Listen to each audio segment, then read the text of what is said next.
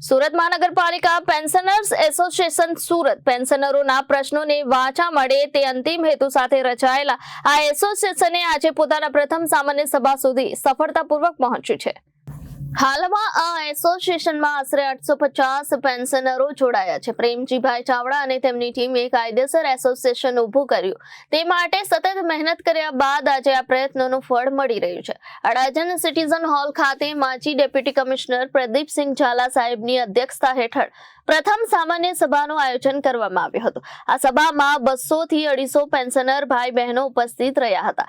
કાર્યક્રમની શરૂઆત દીપ પ્રગટાવવાથી કરવામાં આવી હતી। ડાયસ ઉપર ઝાલા સાહેબ, દારૂવાલા સાહેબ, ભાવસાર સાહેબ, મોરે સાહેબ, યોગેશભાઈ દેસાઈ, પ્રમોદભાઈ નાયક અને પ્રેમજીભાઈ ચાવડા ઉપસ્થિત રહ્યા હતા અને સૌએ પ્રાસંગિક માર્ગદર્શન આપ્યું હતું।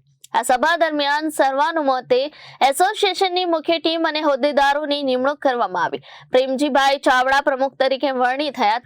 તેમણે સભાનું સંચાલન કરતા એજન્ડા મુજબ એસોસિએશનનું બંધારણ, હેતુઓ, સંચાલન બોડી, રજીસ્ટ્રેશન પ્રક્રિયા, ભવિષ્યના કાર્યો, ફી માળખું વિશે ચર્ચા કરી જેને સર્વાનુમતે મંજૂરી આપવામાં આવી હતી।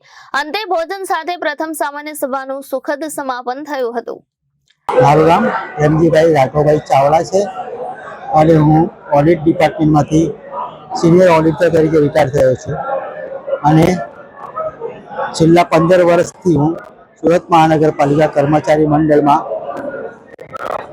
મારી પોતાની સેવા આપતો હતો અને હાલ નિવૃત્ત થયા બાદ 2020માં નિવૃત્ત થયા બાદ એડવોકેસી ચાલુ કરી છે। હાલમાં હું એડવોકેટ તરીકે મારી કામગીરી કરું છું અને મારી પાસે યુનિયનના કામગીરી હોવાના કારણે ઘણા લોકો સંપર્કમાં હતા એટલે મારી પાસે પેન્શનરો ઘણા આવતા હતા અને પેન્શનરોના એટલા બધા પ્રશ્નો છે કે પેન્શનરો બિચારા રજૂઆત કરવા માટે કોઈ પ્લેટફોર્મ નહોતું એટલે મેં મારા મિત્રોને બોલાવીને જાણ કરી, ભાઈ આવું છે એ બધા તૈયાર થયા અને આ એક સુરત મહાનગરપાલિકા પેન્શનર્સ એસોસિએશન સુરતનું અમે લોકોએ સ્થાપના કરી અને આજ રોજ અમે લોકોએ ભેગા થઈને એક સારો એવો કાર્યક્રમ કર્યો અને પ્રાઇમરી રચના કરી દીધી છે।